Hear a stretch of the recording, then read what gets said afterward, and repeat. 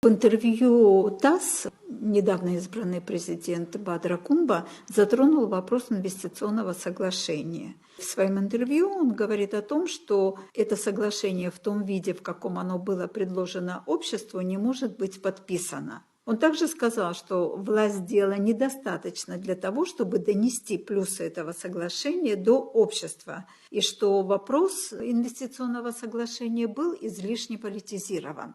Как бы вы это прокомментировали?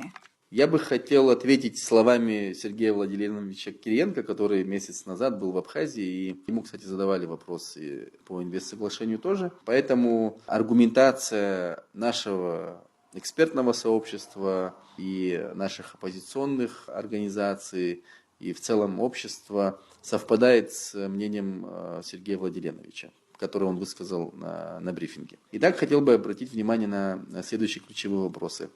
К сожалению, Бадр Зурабович в своем комментарии не давал какую-то конкретику именно по сути самого соглашения. Он больше общие контуры описывал.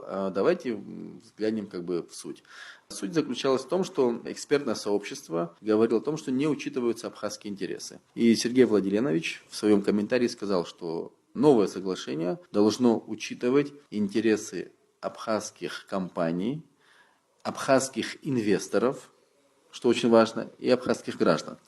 Собственно, как все абхазской стороны. Второе, что он говорит, о том, что необходимо без суеты продуманно подписать соглашение, иначе это соглашение может быть просто бумажкой, которая не реализуется. И как аргументацию он приводит слабую инфраструктуру, в частности энергетическую инфраструктуру. То есть говорить о каких-то крупных инвестициях, когда у нас есть дефицит электроэнергии и практически проваленная борьба с майнингом, не приходится. И Сергей Владимирович тоже в своем комментарии говорил о том, что есть огромные проблемы с энергетической инфраструктурой. Он как один из примеров это приводил. То есть в целом инфраструктурные проекты необходимо здесь реализовать для того, чтобы дальше перейти к инвестиционным серьезным проектам.